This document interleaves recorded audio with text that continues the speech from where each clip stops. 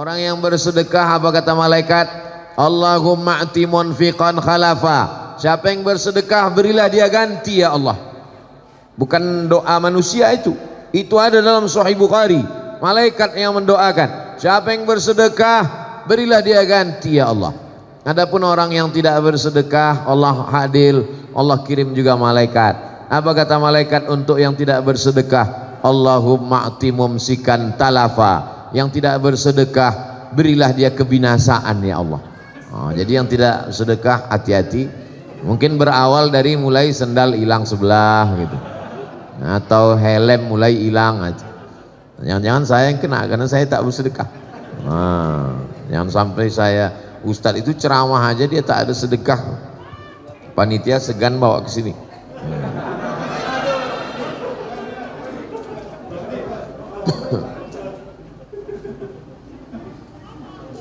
Untung bawa dompet. Biasanya saya kalau ada sedekah saya sengaja tak bawa dompet. Mudah-mudahan apa yang kita berikan hari ini, belum lagi. Masalul ladzina yunfiquna amwalahum fi sabilillah. Perumpamaan orang yang bersedekah di jalan Allah, kamatsali habbah, seperti satu benih, satu biji, ambatat sab'a sanabil, tumbuh 7 cabang. Wa fi kulli sumbulatin mi'atu habbah, dalam satu cabang 100. Satu yang kita tanam tadi tumbuh 7 cabang, lalu satu cabangnya ada 100 menjadi 700. Wallahu yudha'ifu liman yasha. Allah melipat gandakan lebih banyak. Wallahu wasi'un alim. Allah akan berikan sesuai dengan kadar luasnya karunia Allah Subhanahu wa taala. A'udzubillahi minasyaitonir rajim. Latus'alunna yauma idzin 'anin na'im. Nanti kamu semua akan ditanya tentang nikmat. Jadi kalau sudah cerita nikmat tidak bisa dihitung. Wa in ta'uddu ni'matallahi la tuhsuha. Kamu tidak bisa menghitungnya. Tidak ada yang bisa menghitung berapa kedipan mata, berapa hembusan nafas, berapa langkah kaki, berapa hayunan tangan, berapa tetes darah yang dicuci oleh buah pinggang. Semuanya itu, dan memang kita tidak disuruh untuk menghitung. Kita hanya disuruh untuk mensyukurinya dan mempertanggungjawabkannya di hadapan Allah nanti. Dan di antara yang akan dipertanggungjawabkan dan banyak orang tidak lulus adalah an umrihi fima afnah, umur. Bercerita tentang umur adalah waktu, dan terkait dengan waktu bertepatan kebetulan ini adalah awal-awal tanggal 1 bulan 1 2022. Mudah-mudahan setiap umur, usia, waktu yang diberikan ini bisa kita pertanggungjawabkan di hadapan Allah Subhanahu wa taala. Nanti akan ditanya ke kita, la tazalu qadama 'abdin. Kaki manusia akan tetap tegak berdiri pada saat kita dibangkitkan di hadapan Allah, hatta yus'al, sampai dia disoal, sampai dia ditanya. Pertanyaan yang paling berat itu adalah masalah waktu. Apalagi di zaman sekarang, waktu kita habis oleh sosial media, waktu kita habis oleh grup WhatsApp, Instagram, TV, sinetron, drakor, sepak bola dan lain sebagainya. Kalau menang nggak apa-apa, udah habis waktu kalah pula. Mudah-mudahan timnas kita makin kuat, makin solid. Luar biasa supportnya. Pada kesempatan ini kita ingin sharing.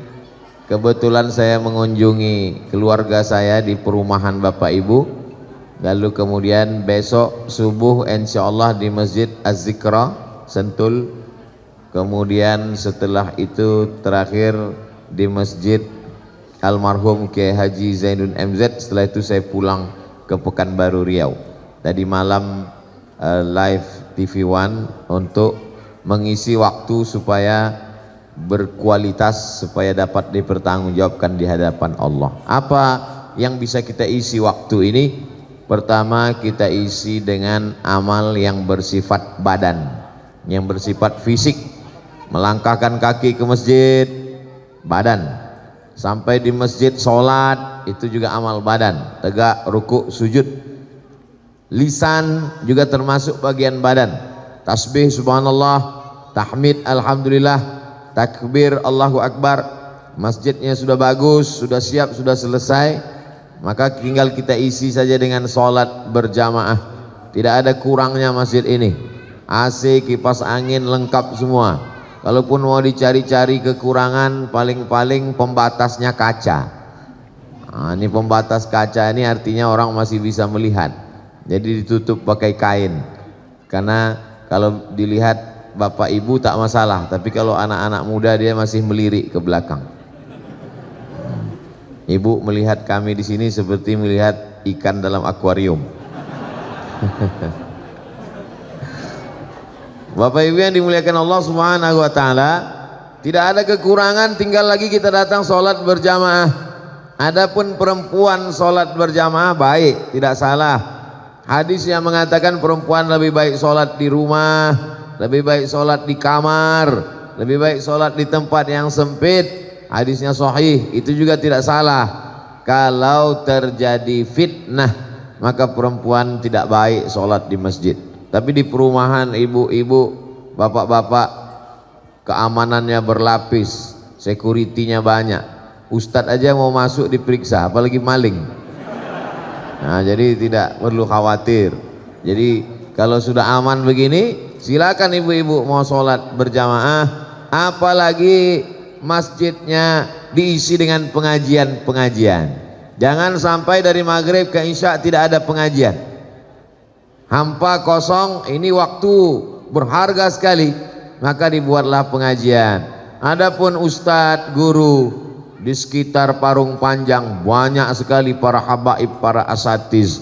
Cuman kalau bisa judulnya dibuat berkualitas, mulai pakai spesialisasi. Malam Senin, Ahad malam Senin kami belum bisa ngaji Pak Ustadz, masih weekend, masih libur. Oke. Senin malam Selasa akidah ini harus diperkuat, karena orang tidak diterima amalnya kalau akidahnya tidak benar. Jangan-jangan dia masih syirik, jangan-jangan akidahnya belum lurus menurut Ahlus Sunnah wal Jamaah. Maka dikaji khusus masalah akidah. Jangan sampai akidah kita tidak betul. Kenapa kamu kelihatannya murung menghadapi tahun 2022 ini? Inilah Pak Ustadz, nampaknya CEO saya tidak baik tahun ini. Siapa yang bersio monyet rezekinya burung beruntung Pak Ustadz. Masih percaya? Monyet aja udah nggak percaya. Dia masih percaya dengan yang begitu. Kita diajarkan akidahnya benar. Bismillahirrahmanirrahim. Allah la haula wala quwata illa billah. Yang ada usaha bisnis terus sholat kepada Allah, minta iyyaka na'budu wa iyyaka nasta'in. Yang kebetulan ada usaha apapun nama usahanya, maka ini luar biasa. Dan tadi kami makan siang di sini luar biasa. Ada puding, ada makanan, ada, dan semuanya produk ibu-ibu dan semuanya sudah di endorse. Anda mau puding, hubungi nomor kontak berikut ini. Anda mau kue, hubungi berikut ini. Anda mau teh, hubungi. Sudah, tinggal di share. Bapak-bapak siap-siap nanti sore disuruh share sama ibu-ibu. Nah, ini bagus sekali. Apa bagusnya? Kita tahu siapa yang memasak makanan kita. Khawatir kita jangan-jangan makanan yang kita makan, wah enaknya, rupanya yang masak kukunya panjang 10 cm. Enak karena dakinya banyak. Tapi kalau lingkungan kita orangnya pengajian, halalan thayyibah, membangkitkan ekonomi umat, nah ini amat sangat baik sekali. Ini ada kantong hijau pembagian sembako atau jadi mau keliling pengumpulan infak. Nah, kalau ada yang mengatakan ini sodakoh, jangan. Kalau uang itu namanya infak. Karena kalau nanti dikatakan sodakoh, nanti begitu dibawa orang senyum aja. Karena senyum itu sodakoh. Jadi jangan tulis kotak infak, tapi jangan tulis kotak sodakoh, tapi kotak infak. Silakan jalan Pak. silakan. Tapi saya khawatir kalau ini kantong hijau ini di sini, memang yang kerja kan Bapak, tapi uang dipegang sama yang di belakang. Nah, di kantong belakang juga dua-duanya dapat. Ini amal juga. Kalau yang tadi saya katakan itu amal badan. Lah kakinya ke masjid, amal badan. Tangannya sedekah, amal badan. Adapun kantong ini namanya amal harta. Ini amal harta ini pun juga balasannya luar biasa. Orang yang bersedekah, apa kata malaikat? Allahumma a'ti munfiqan khalafa. Siapa yang bersedekah, berilah dia ganti ya Allah. Bukan doa manusia itu ada dalam Sahih Bukhari. Malaikat yang mendoakan, siapa yang bersedekah, berilah dia ganti ya Allah. Adapun orang yang tidak bersedekah, Allah adil, Allah kirim juga malaikat. Apa kata malaikat untuk yang tidak bersedekah? Allahumma a'ti mumsikan talafa. Yang tidak bersedekah, berilah dia kebinasaan ya Allah. Jadi yang tidak sedekah hati-hati. Mungkin berawal dari mulai sendal hilang sebelah gitu, atau helm mulai hilang aja. Jangan-jangan saya yang kena karena saya tak bersedekah. Jangan sampai saya Ustadz itu ceramah aja dia tak ada sedekah, panitia segan bawa ke sini.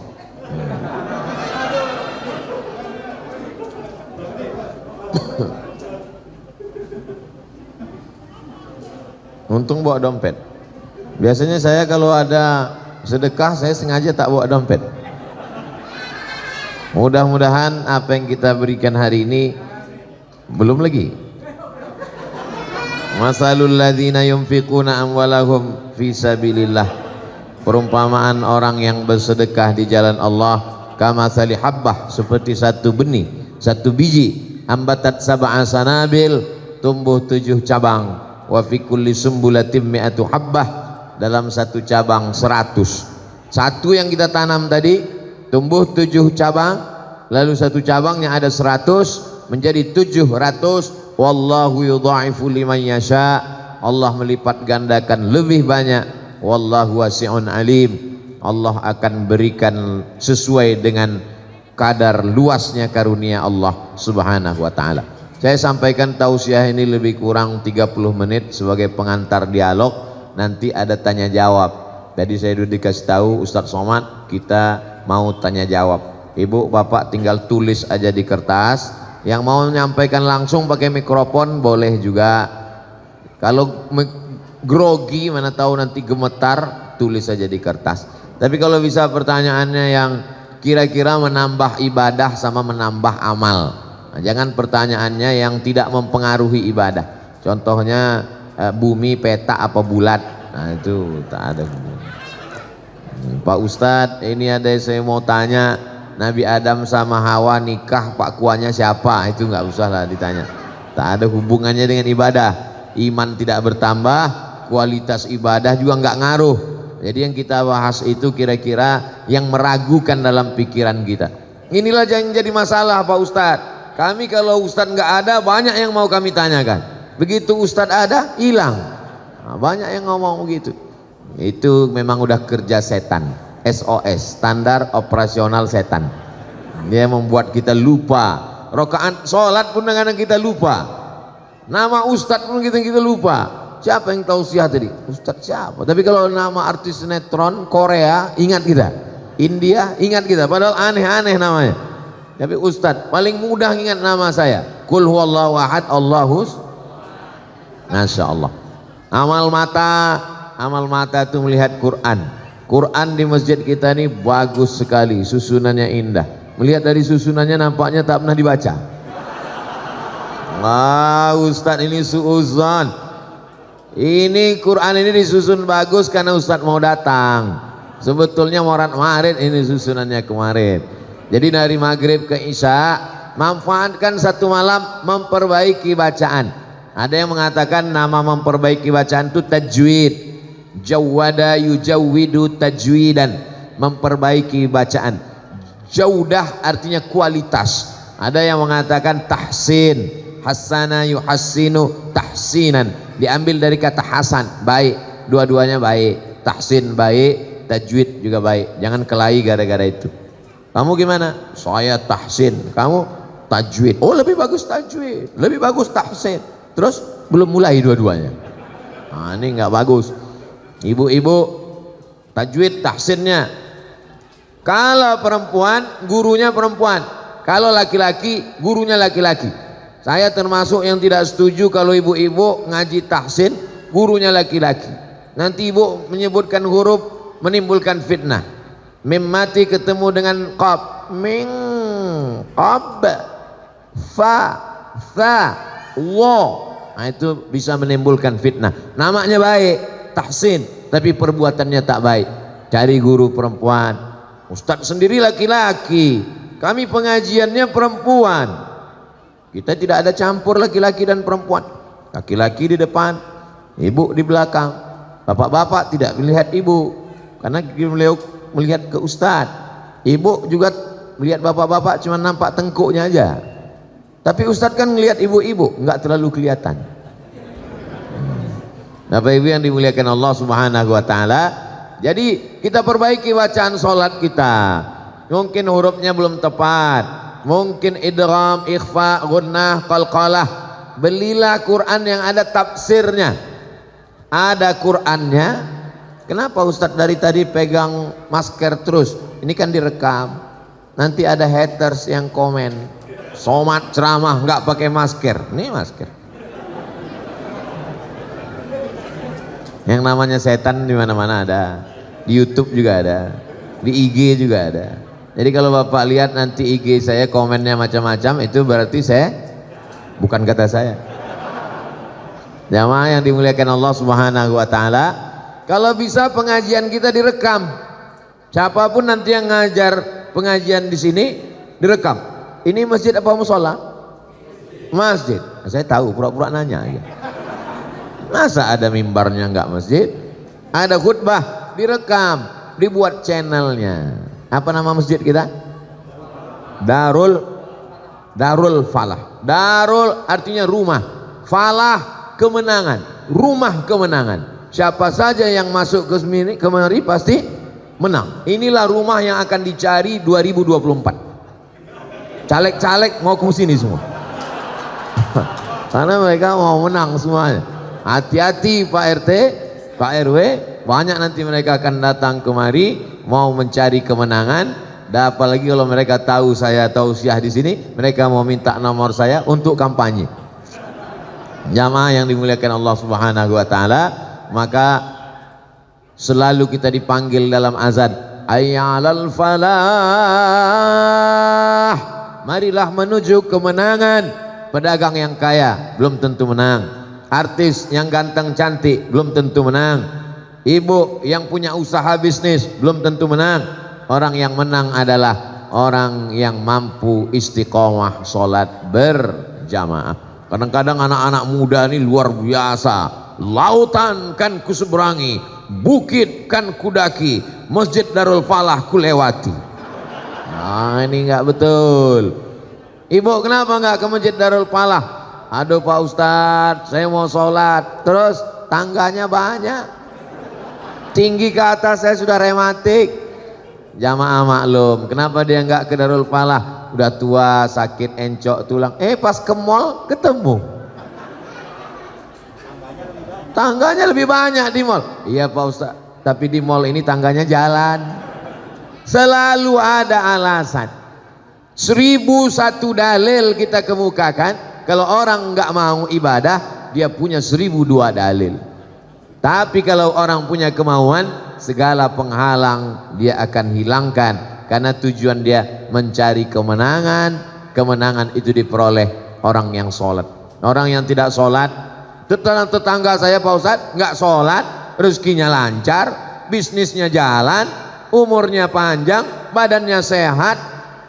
Itu bukan nikmat, itu namanya laknat.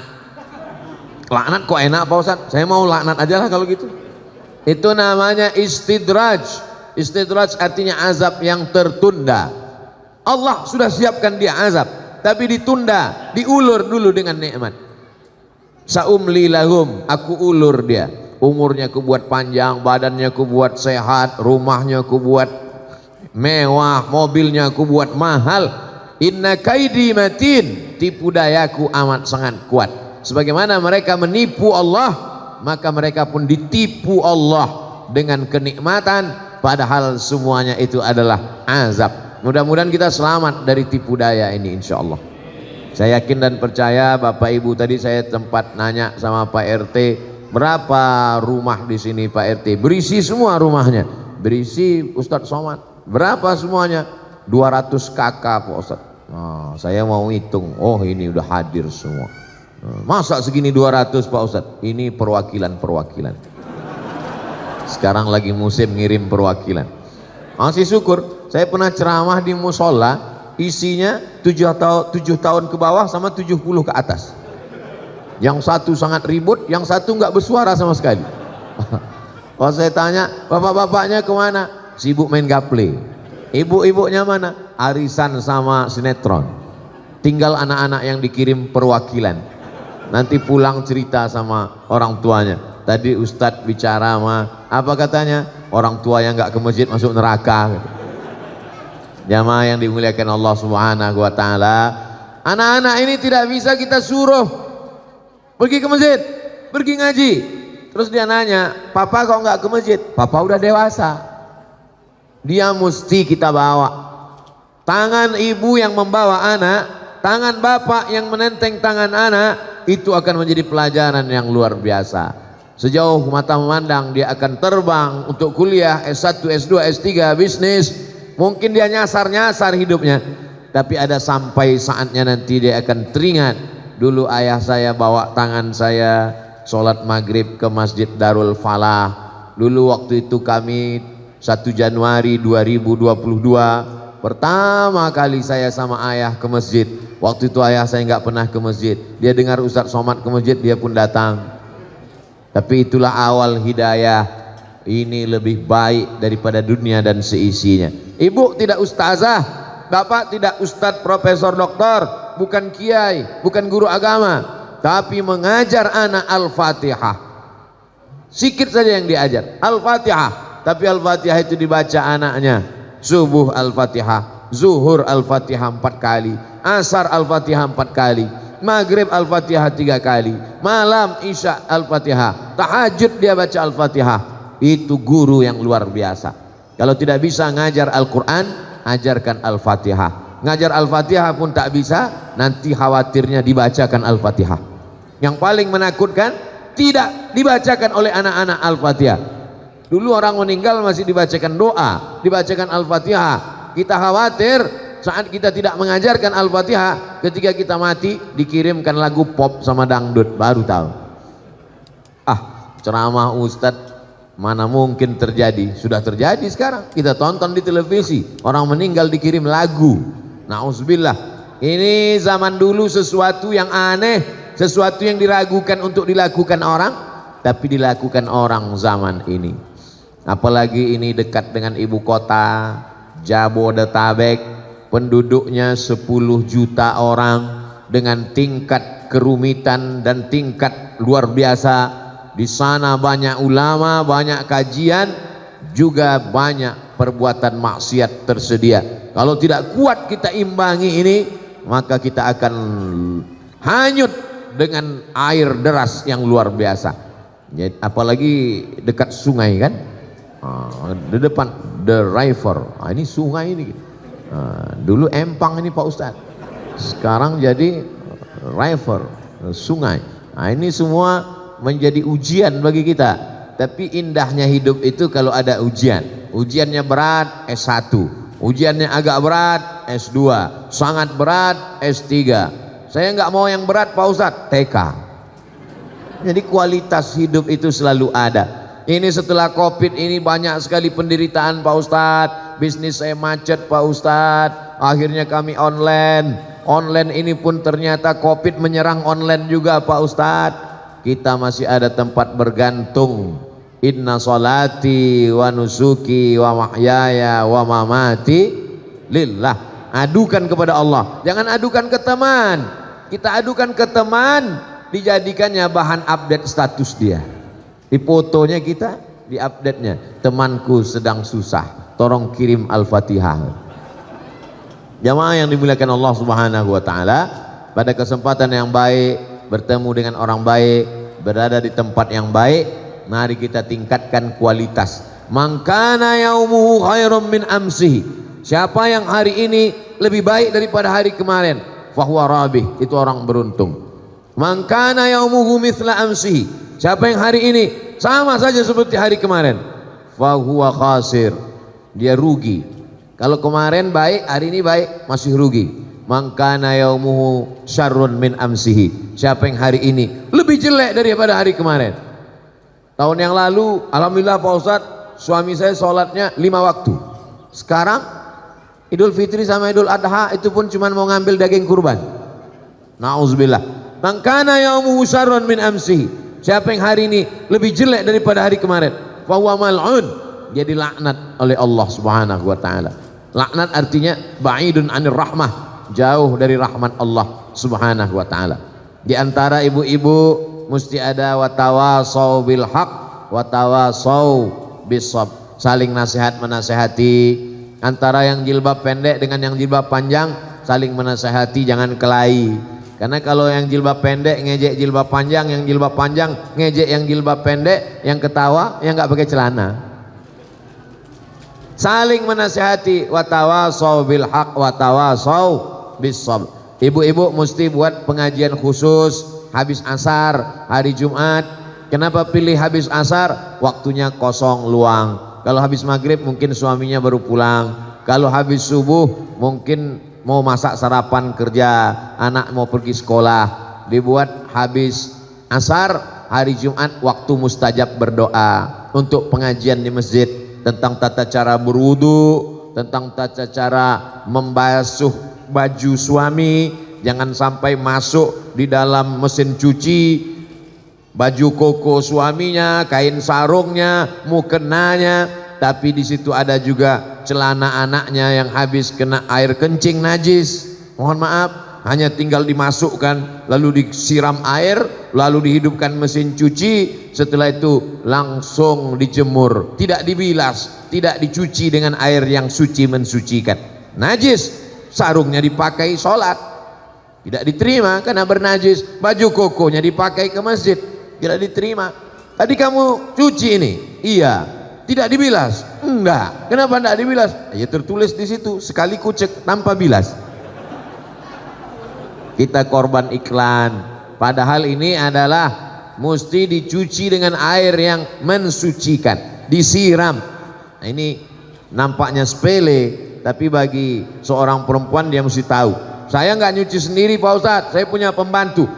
Saudara kita, mereka bukan budak kita, mereka adalah orang baik, dikirim Allah bersama dengan kita, membantu keluarga kita, maka kita perlakukan mereka dengan baik. Boleh jadi kita masuk surga karena syafaat dari mereka, karena orang beriman juga bisa memberikan syafaat kepada saudaranya. Jangan sepelekan orang, jangan remeh-temehkan orang. Ada satu perbuatan yang tidak bisa ditebus dengan infak, zakat, wakaf dan sedekah, yaitu perbuatan zalim.